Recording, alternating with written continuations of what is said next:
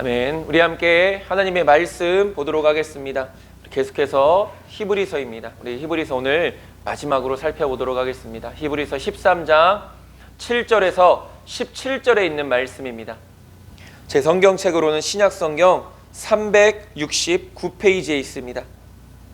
히브리서 13장 7절에서 17절까지. 우리 다 찾으셨으면 앞에 있는 우리말 성경으로 7절부터 함께 읽겠습니다. 하나님의 말씀을 여러분에게 전해준 여러분의 지도자들을 기억하십시오. 그들이 산 삶의 결과를 살펴보고 그 믿음을 본받으십시오. 예수 그리스도께서는 어제나 오늘이나 영원토록 한결같으신 분입니다. 여러분은 갖가지 이상한 가르침에 끌려다니지 마십시오. 마음은 음식이 아니라 은혜로 견고하게 하는 것이 좋습니다. 음식에 집착한 사람들은 유익을 얻지 못했습니다. 우리에게는 한 제단이 있습니다. 그런데 장막에서 섬기는 사람들은 그 제단에서 먹을 권한이 없습니다. 이는 그 짐승의 피는 죄를 위해 대제사장이 지성소로 갖고 들어가고 그 몸은 짐 밖에서 불태워지기 때문입니다. 이와 같이 예수께서도 자신의 피로 백성을 거룩하게 하시려고 성문 밖에서 고난을 당하셨습니다. 그러므로 우리도 그분의 치욕을 짊어지고 진 밖으로 그분에게 나아갑시다. 우리는 이 땅 위에 영원한 도시가 아니라 다만 장차 올 도시를 갈망하고 있기 때문입니다. 그러므로 우리가 그분을 통해 항상 하나님께 찬양의 제사를 드립시다. 이것은 그분의 이름을 고백하는 입술의 열매입니다. 그리고 선행과 나눔을 소홀히 하지 마십시오. 하나님께서는 이런 제사를 기뻐하십니다. 여러분을 인도하는 사람들을 신뢰하고 순종하십시오. 이는 그들이 여러분의 영혼을 위해 마치 자신들이 하나님께 아뢰야 할 사람들인 것처럼 깨어있기 때문입니다. 그들로 하여금 기쁨으로 이 일을 행하게 하고 근심함으로 행하지 않게 하십시오. 그러지 않으면 여러분에게 유익이 되지 못할 것입니다. 아멘. 아멘. 오늘은 마지막 권면 그 두 번째 시간으로 교회에서의 신앙생활이라는 제목 가지고 우리가 이 시간 함께 귀한 은혜를 나누고자 합니다. 지난 한 주간도 하나님의 말씀과 기도로 승리하셨습니까? 우리는 지난주에 마지막 권면 그 첫 번째 시간으로 세상에서의 그리스도인들의 세상에서의 경건 생활에 대해서 함께 살펴봤습니다. 하나님을 경외하며 두려워하는 믿음의 성도들이 이 세상, 우리가 살아가는 이 사회에서 어떤 믿음의 모습으로 살아가야 하는지를 히브리서 저자는 권면합니다. 구원받은 성도들은 구원을 허락하신 하나님께 예배를 드려야 함은 물론이거니와 그와 함께 또한 세상에서의 거룩함도 힘써 지키며 살아갈 수 있어야 되는 것이죠. 우리는 하나님과 이웃을 사랑해야 합니다. 하나님과 이웃을 사랑하는 우리의 자세는 낮아짐, 섬김, 희생의 자세가 되어질 수 있어야 합니다. 왜 그렇습니까? 예수님께서 그렇게 우리를 사랑하셨기 때문입니다. 내가 낮아질 때 누군가를 섬길 수 있는 것이고 그 섬김에는 반드시 희생이 따르게 되는 것입니다. 우리는 반드시 이러한 자세를 가지고 하나님과 이웃을 힘써 사랑할 수 있어야 하는 것이죠. 우리는 나누는 일에 또한 힘써야 합니다. 어떤 것을 나누냐가 중요한 것이 아니라 어떤 마음으로 나누냐가 중요한 것입니다. 나눔은 하나님께서 기뻐하시는 예배라는 것이죠. 우리는 이 나눔을 통해서 또한 하나님께로부터 상을 받게 됩니다. 돈을 하나님보다 더 사랑해서는 안 됩니다. 하나님의 말씀과 뜻보다 돈과 물질이 우선이 되어서는 안 됩니다. 하나님께서 허락하신 것을 지혜롭게 사용하며 또한 만족해하고 감사할 수 있어야 되는 것이죠. 이것이 하늘의 보화를 쌓아두는 일이기 때문인 것입니다. 이 내용들이 우리가 지난주에 살펴봤던 말씀이었습니다. 오늘 본문은 앞서 이야기한 것처럼 성도가 세상에서 살아갈 때 어떤 믿음의 모습으로 살아가야 하는가에 이어서 또한 성도가 교회 안에서 어떤 믿음의 자세를 가지는 것이 바른 신앙생활의 모습인가를 교훈하고 있습니다. 우리가 마지막 히브리서를 살펴보면서 우리 믿음의 사람들, 그러니까 우리가 목회자 혹은 장로, 권사, 집사, 성도 이렇게 다들 직분을 가지고 있지 않습니까? 그러나 그 직분 이전에 우리 모두는 다 그리스도인입니다.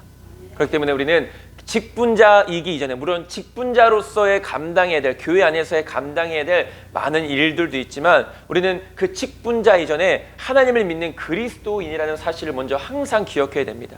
그렇다면 우리가 교회 안에서 그리스도인으로서 하나님을 믿는 백성들로서 어떤 믿음의 자세를 가지고 우리가 교회 안에서 우리의 신앙생활을 해나가야 하는지 하나씩 살펴보도록 하겠습니다. 첫 번째로 너희를 인도하던 자들을 생각하라 라고 이렇게 말하고 있습니다. 너희를 인도하던 자들을 생각하라.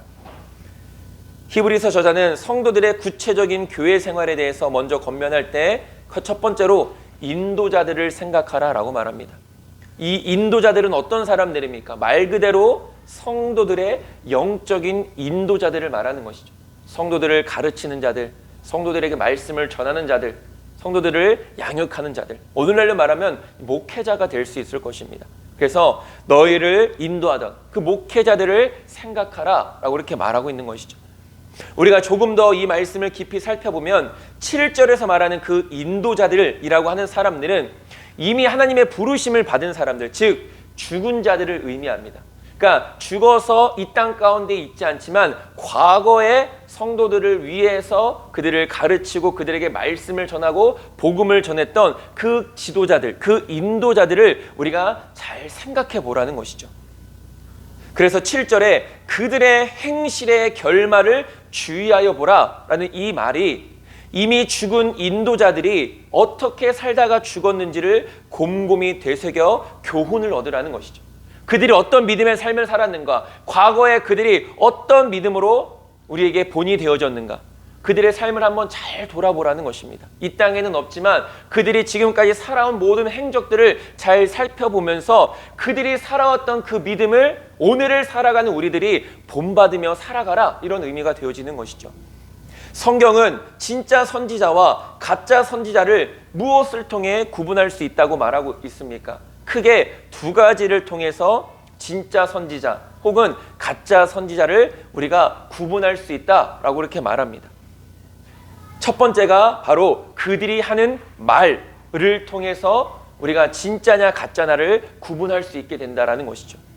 여기서 말이라는 것은 하나님이 주신 말씀, 즉 인도자들이나 지도자들, 목회자들이 선포하는 그 말씀을 통하여서 그 사람이 진짜인지 가짜인지를 우리가 알 수 있다는 것입니다. 하나님이 주신 말씀을 선포하는 자와 또한 하나님께서 말씀하시지도 않은 것을 마치 하나님께서 하신 말씀처럼 거짓말하는 자가 있다라는 것이죠. 오늘날도 보면 이단들이 그렇지 않습니까? 많은 이단들이, 우리가 뒤에서도 잠깐 살펴보겠지만 예레미야 선지자는 가슴 아픈 일이지만 하나님께서 주신 남유다의 심판과 멸망의 예언에 대해서 선포했습니다. 그 남유다의 멸망을 선포했다는 것은 이 예레미야 선지자도 이 남유다, 즉 같은 동족의 사람들이었다라는 것이죠. 그래서 예레미야는 하나님께로부터 선지자로 부름을 받았고 스스로도 가슴 아픈 일이지만 자신의 나라의 멸망을 자신의 백성들에게 선포하는 사명을 감당했다라는 것입니다. 우리가 구약에 보면 예레미야가 있고 그 다음에 무엇이 있습니까? 예레미야 애가가 있습니다. 애가가 쉽게 말하면 슬픈 노래입니다.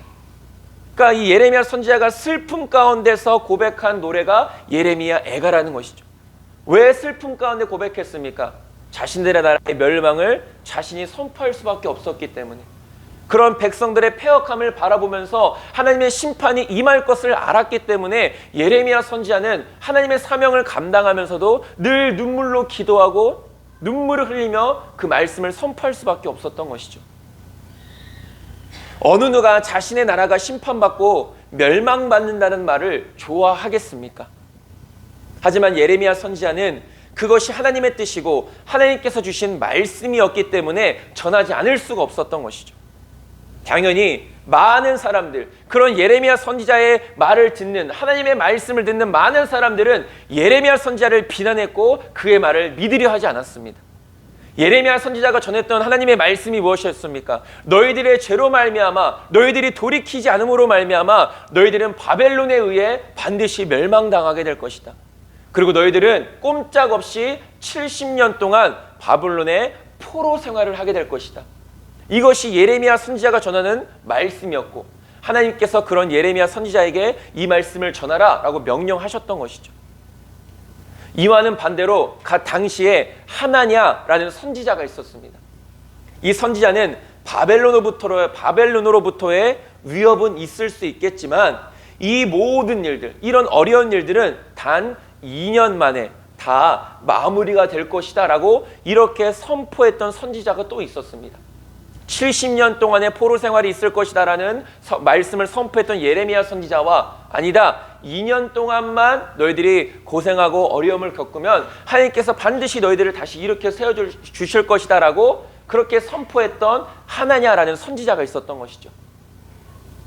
하나냐는 자신이 하는 말이 마치 하나님께서 자신에게 주신 말씀인 것처럼 확신하며 백성들에게 전했습니다. 예레미야 28장 11절에 모든 백성 앞에서 하나냐가 말하여 이르되 여호와께서 이와 같이 말씀하시니라. 내가 2년 안에 모든 민족의 목에서 바벨론의 왕 느부갓네살의 멍에를 이와 같이 꺾어버리려 하셨느니라 하매 선지자 예레미야가 자기의 길을 가니라 라고 이렇게 말하고 있습니다. 예레미야 선지자는 백성들에게 70년 동안의 포로 생활을 하게 될 것이다 라고 말했고, 하나냐는 남유다가 2년 동안만 고통을 당하다가 하나님께로부터 건짐을 받게 될 것이라고 말했습니다. 여러분, 만약 이 말이 저나 여러분들에게 선포되어지는 말씀이라고 한번 상상해 보시길 바랍니다. 과연 그 말을 듣는 한 70년 동안 포로 생활을 할 것이다 라는 그 말과 2년 동안만 고생하다가 다시 회복될 것이다 라는 말 중에 어느 말이 더 솔깃합니까?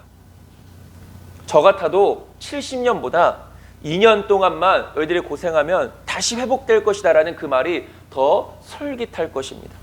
2년도 결코 짧은 시간이 아니죠. 근데 70년 동안 그렇게 포로 생활을 해야 된다라는 말을 우리가 들었을 때 과연 그 말을 우리가 옳게 믿으며 그 말을 좋아하겠습니까? 그 말을 수긍하겠습니까?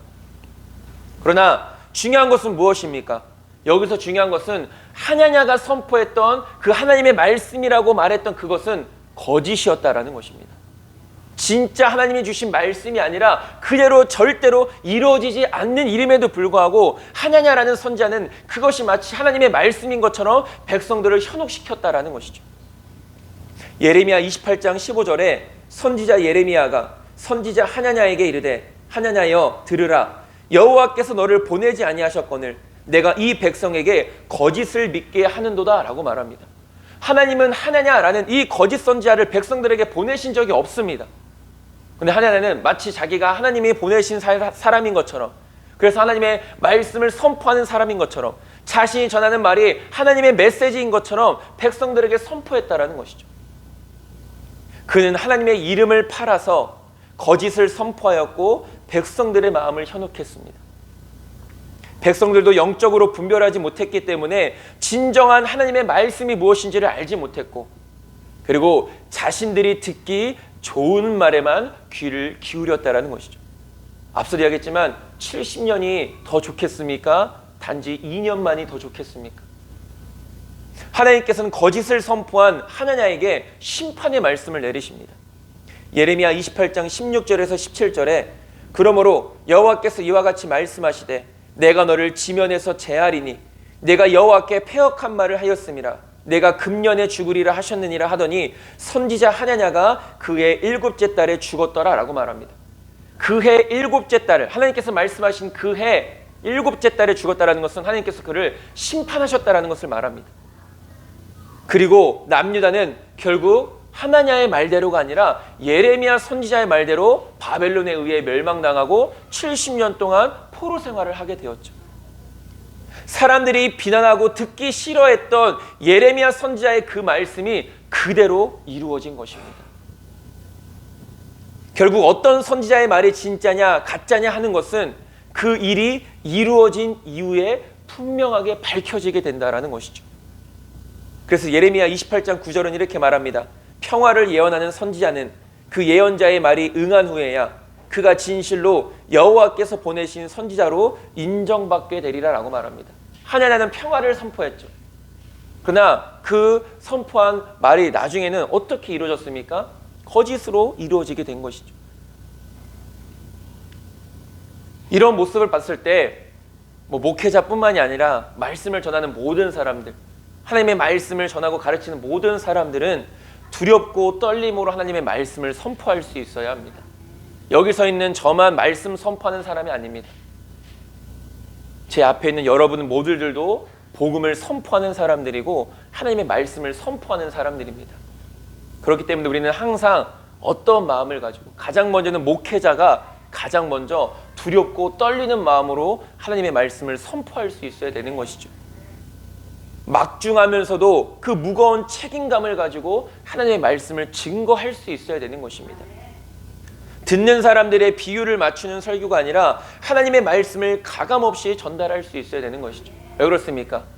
그래야 성도들이 살기 때문입니다. 아니, 성도들이 살기 전에 목회자가 바로 서기 때문인 것이죠.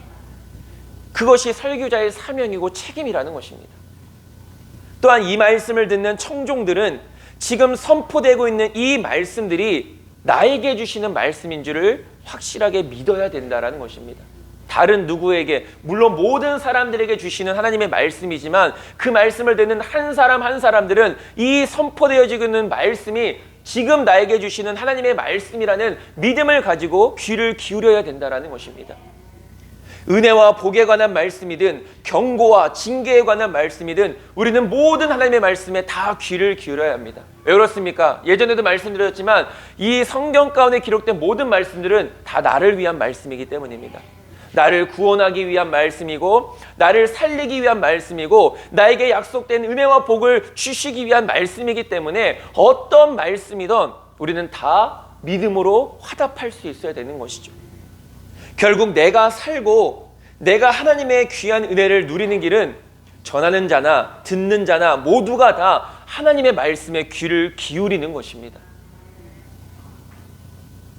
지난번에 또 말씀 나눴던 것처럼 내 안에 하나님의 말씀을 듣지 못하게 하는 그 완고한 마음들을 우리는 빨리 갈아엎어야 합니다.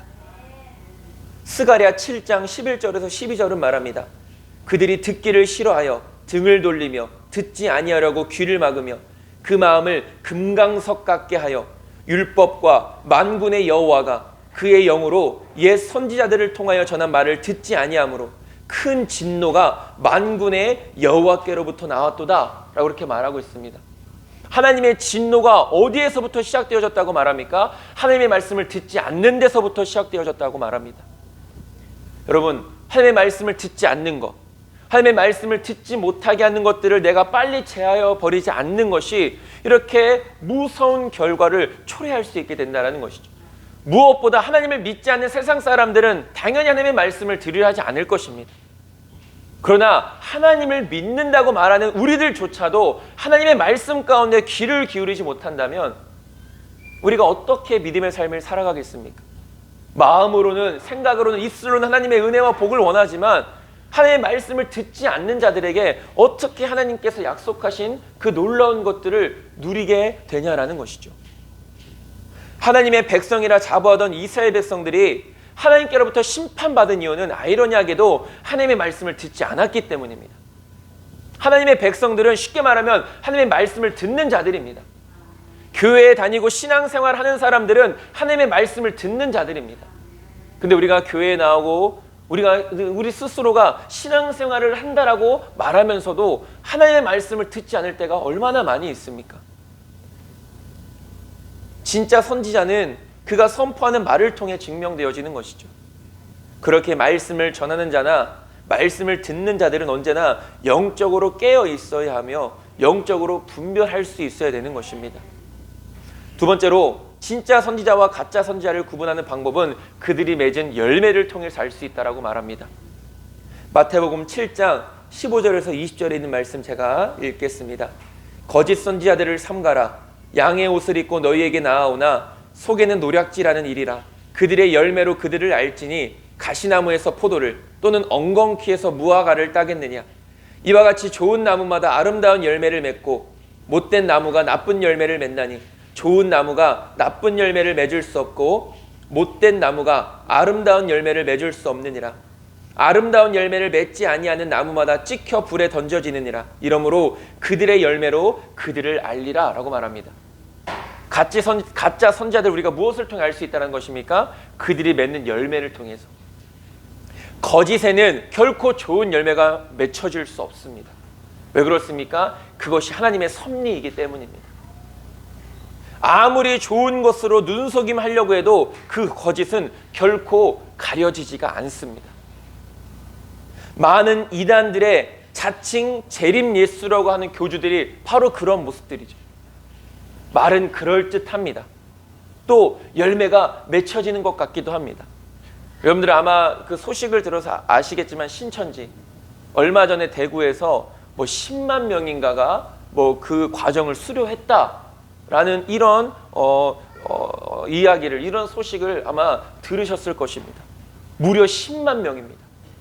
우리가 말하는 그 이단, 잘못된 길, 구원이 전혀 없는 그 이단이라는 곳에서도 무려 10만 명이라고 하는 사람들이 그 과정들을 수료한 것이 이렇게 알려지고 있는 것을 보게 되면 우리가 눈으로 봤을 때는 엄청나게 많은 열매 아니겠습니까? 10만 명이나 되는 사람이 신천지에 들어와가지고 그 과정을 거쳐서 정식으로 거기에 소속된 사람들이 된다. 엄청난 열매죠. 근데 그 열매들이 과연 좋은 열매이겠습니까? 옳은 열매이겠습니까? 거룩한 열매이겠습니까?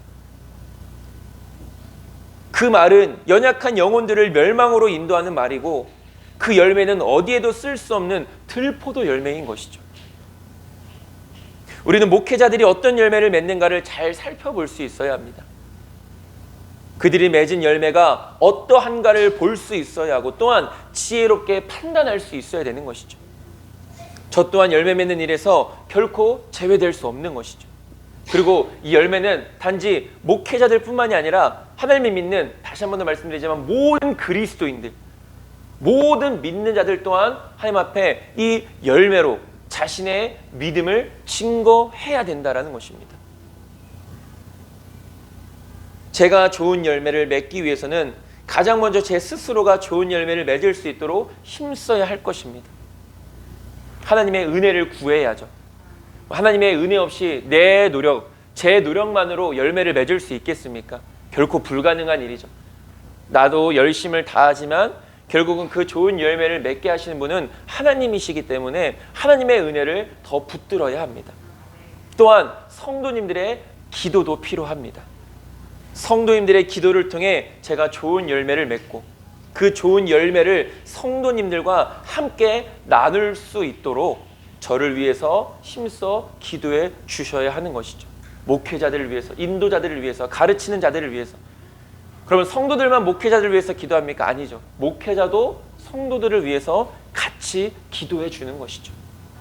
물론 지금도 그렇게 우리 하늘빛 교회 모든 성도님들 그렇게 하시는 줄 믿습니다.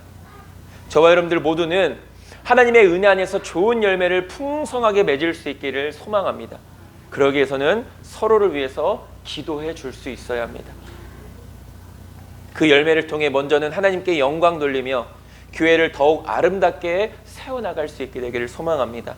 다시 본문으로 돌아와서 이미 죽었지만 이렇게 환난과 핍박 중에서도 신앙을 저버리지 않고 복음을 증거하며 그 복음을 쫓아 살아간 믿음의 인도자들의 그 참된 신앙을 본받으라 라고 권면하고 있습니다. 그러한 믿음의 인도자들을 생각하라 라고 말하죠.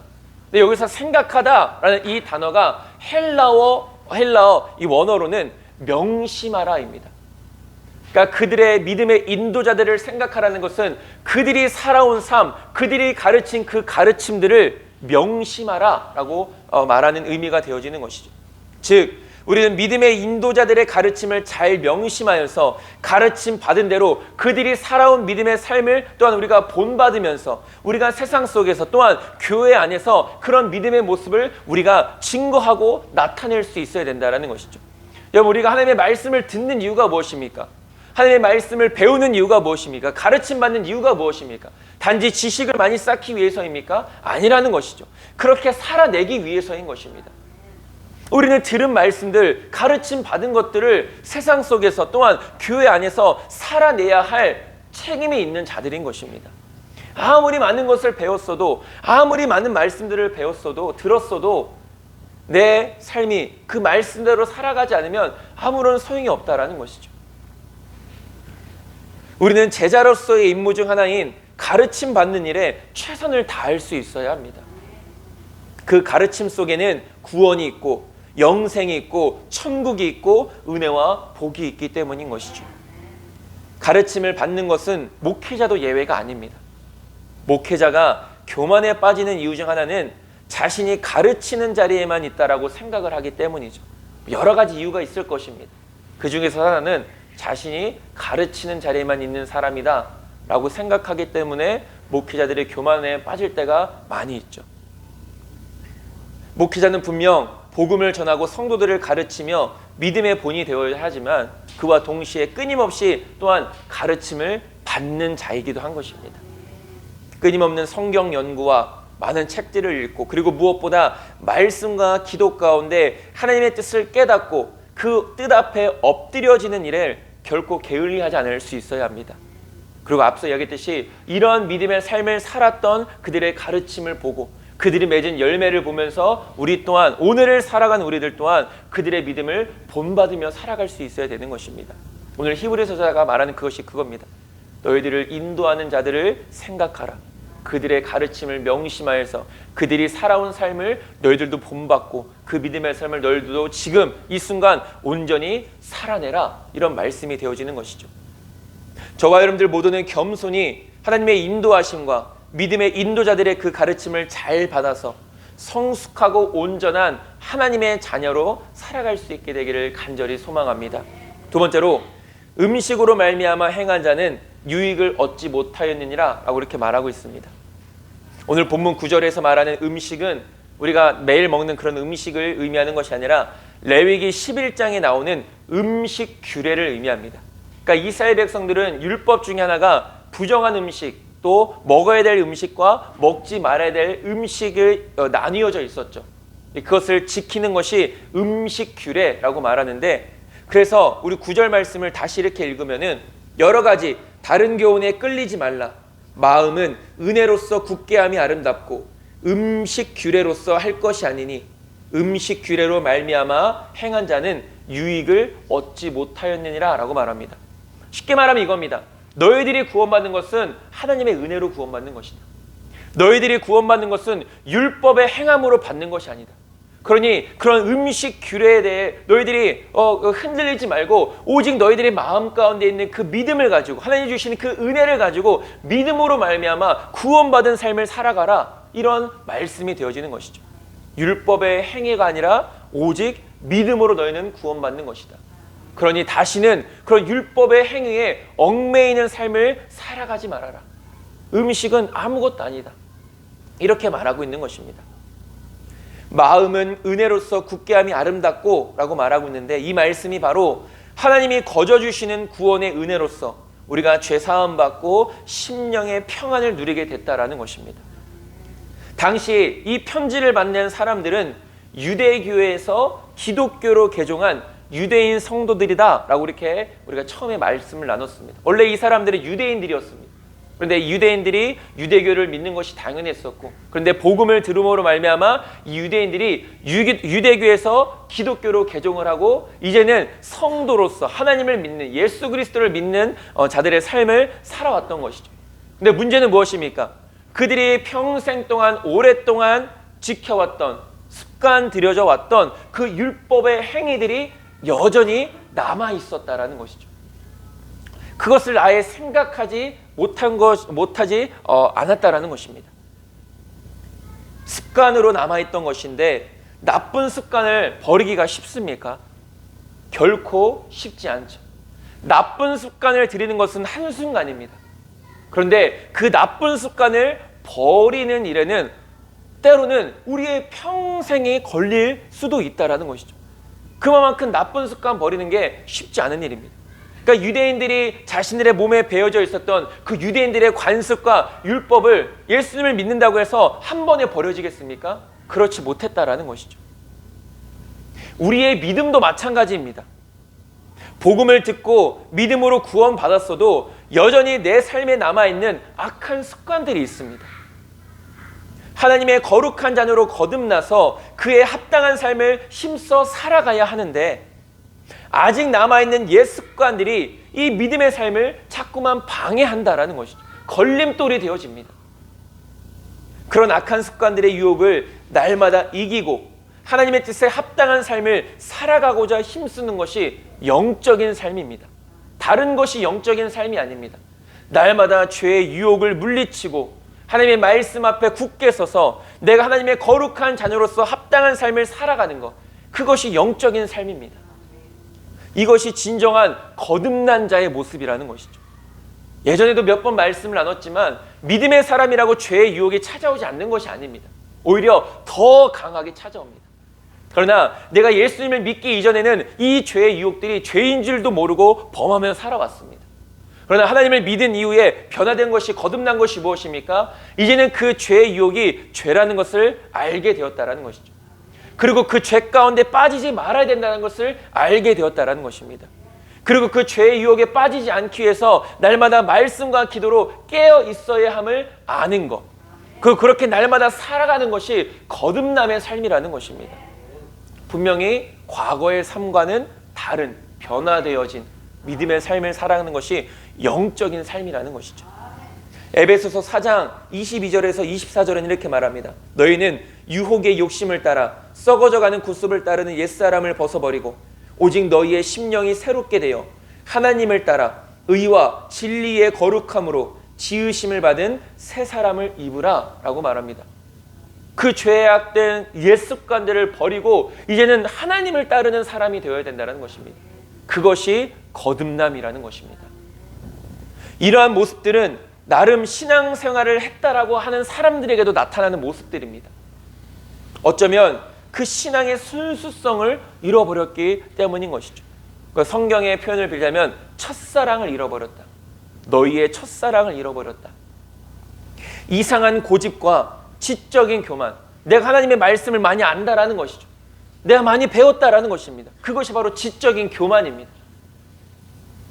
이상한 고집들과 지적인 교만 등이 하나님의 말씀을 듣지 못하게 하고 오히려 신앙생활을 오래 했음에도 불구하고 많이 했고 열심히 했음에도 불구하고 우리들 또한 믿는 사람들 또한 이런 죄악 가운데 빠질 수 있다는 것이죠. 그리고 없던 나쁜 습관들까지도 만들어서 믿음과 은혜가 아닌 율법과 형식에 얽매여 살아가게 된다는 것입니다. 마음에 하나님을 향한 사랑과 중심이 없는데 그래도 내가 지금까지 살아온 신앙생활이 있으니 그런 신앙생활의 습관적으로 우리가 믿는, 습관적으로 살아가는 그런 신앙생활들로 우리가 지금 살아가고 있을 수 있다라는 것이죠. 믿음이 아니라. 그것이 바로 무엇입니까? 위선이고 외식 아니겠습니까? 예수님께서 책망하셨던, 그렇게 책망하셨던 독사의 자식들아 라고 그렇게 심하게 말할 정도로 그 종교 지도자들, 구원의 은혜인 믿음으로 살아가는 것이 아니라 율법의 행위로만 살아가는 것, 그것이 오히려 신앙생활을 오래 했고 스스로가 하나님을 잘 믿는다고 말하는 사람들에게 나타나는 그런 모습들이라는 것이죠. 잘못된 습관들. 9절에서 말하는 다른 교훈이 바로 율법주의자들의 그 잘못된 가르침을 말하는 것입니다. 다른 교훈을 따르지 말라. 그런 너희들이 율법의 행위로 구원받는 것이 아니다. 오직 너희들이 구원받는 것은 믿음으로 구원받는 것이다. 그러니 너희들은 그 믿음을 가지고 살아야 한다. 오늘날도 많은 다른 교훈들이 있죠. 분별해야 합니다. 반드시 분별할 수 있어야 합니다. 현재 나의 믿음의 상태를 돌아보고 점검해 봐야 됩니다. 늘 드리는 말씀입니다. 늘 드리는 말씀. 늘 나를 돌아봐야 된다. 늘 거울로 나를 비추어 보듯이 늘 하나님의 말씀과 기도를 가지고 나를 비춰봐야 된다. 나는 지금 믿음으로 살고 있는가 아니면은 율법의 행위로 살아가고 있는가를 말입니다. 나는 하나님을 향한 뜨거운 마음을 가지고 열정을 가지고 살아가고 있는가 아니면 식어버려서 너무나도 차가운, 그래서 습관으로만 남아있는 외식과 위선의 모습으로 살아가고 있는가? 그런 모습이 내 교회 안에서 신앙생활이 어떤 모습으로 살아가고 있는가라는 것을 돌아봐야 된다는 것이죠. 내가 무언가를 열심히 하고 있지만 하나님을 향한 믿음과 진실함이 아니라면 그 열심은 나에게 아무런 유익이 되지 못합니다. 오히려 지치기만 하고 피곤하기만 한 것이죠. 믿음으로 하는 일과 율법의 행위로 하는 일에는 분명한 차이가 있습니다. 내가 정말 교회를 사랑하고 이런 모든 순간들, 이런 시간들을 사랑하여서 내가 하나님을 전심으로 사랑하는 그 마음을 가지고 일하는 것과 그렇지 않은 것에는 분명한 차이가 있다는 것입니다. 믿음으로 하는 일도 힘들죠. 분명히 힘들 때가 있습니다. 그러나 믿음으로 하면 아무리 힘들어도 기쁨이 있습니다. 믿음으로 하면 아무리 힘들어도 감사가 있는 것이죠.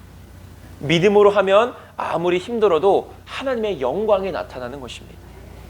그러나 율법의 행위로만 하면 기쁨도 감사도 없고 하나님의 영광도 나타나지 않습니다.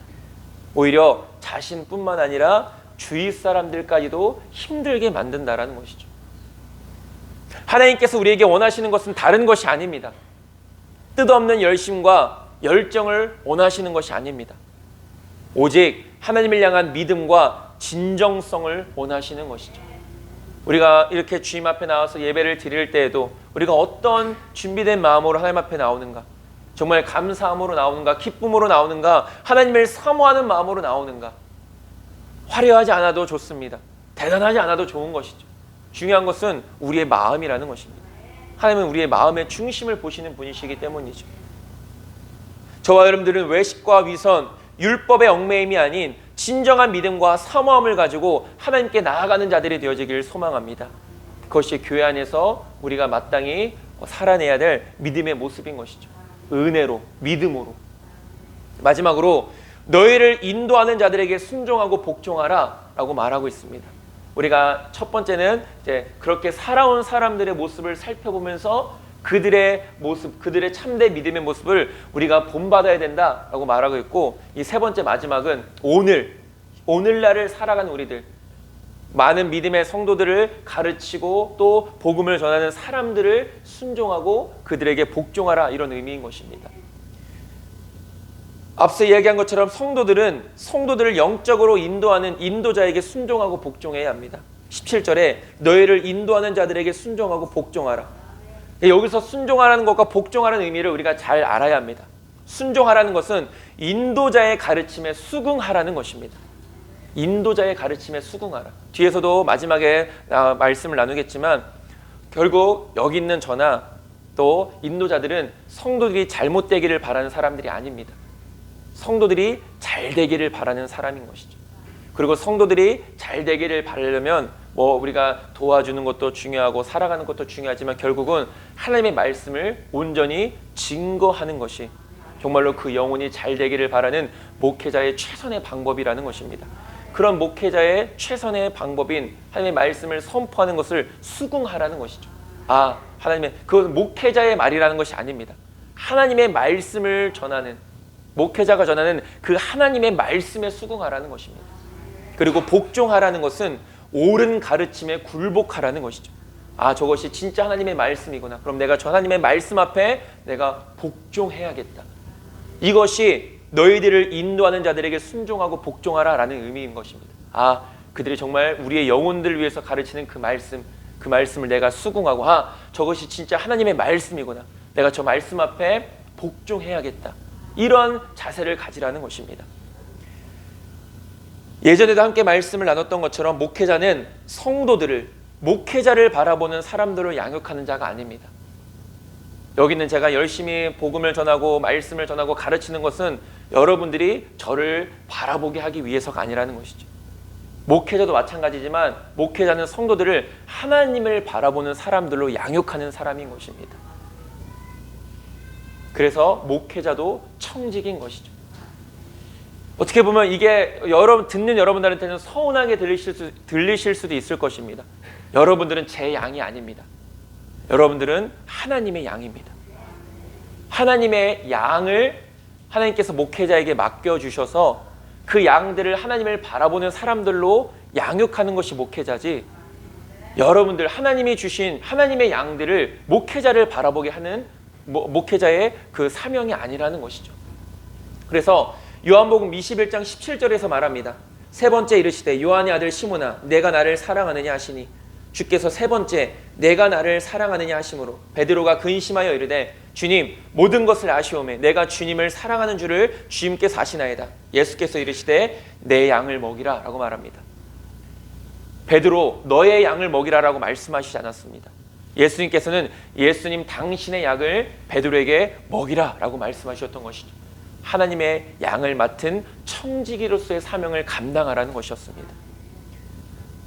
하나님의 양들을 제게 맡겨주셨고 목회자들 또 가르치는 자들 인도자들에게 맡겨주셨고 하나님을 따르는 자로 양육하는 것이 바로 목회자들이 해야 할 일들이라는 것이죠.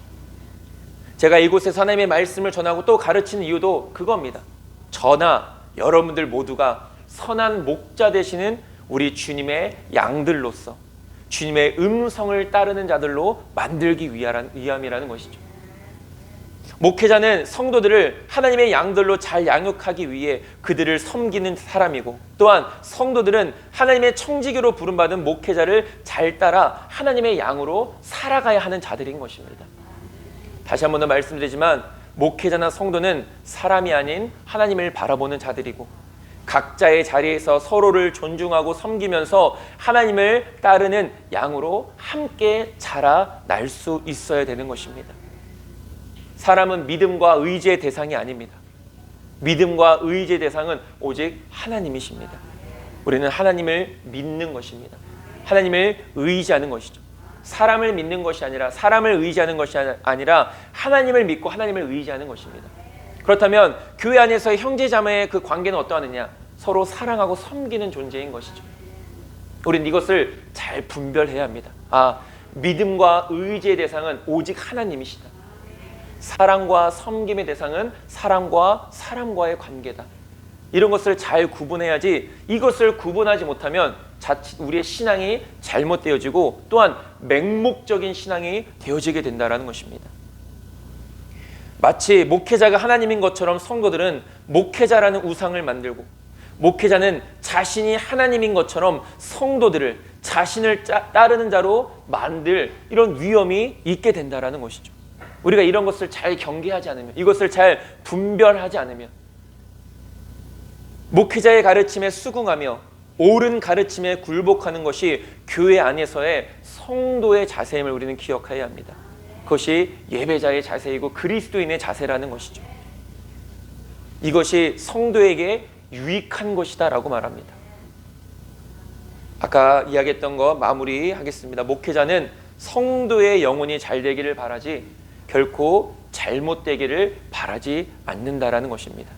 제가 여전히 부족하고 많은 것들이 연약함 가운데 있지만 어쨌든 이런 말씀들을 통하여서 그런 섬김들을 통하여서 정말 우리 하늘빛교회 성도님들의 그 영혼 또한 우리 하늘빛교회 성도님들의 그 모든 믿음의 삶이 정말 하나님의 은혜 안에서 풍성함을 누리는 삶이 되어지길 소망합니다.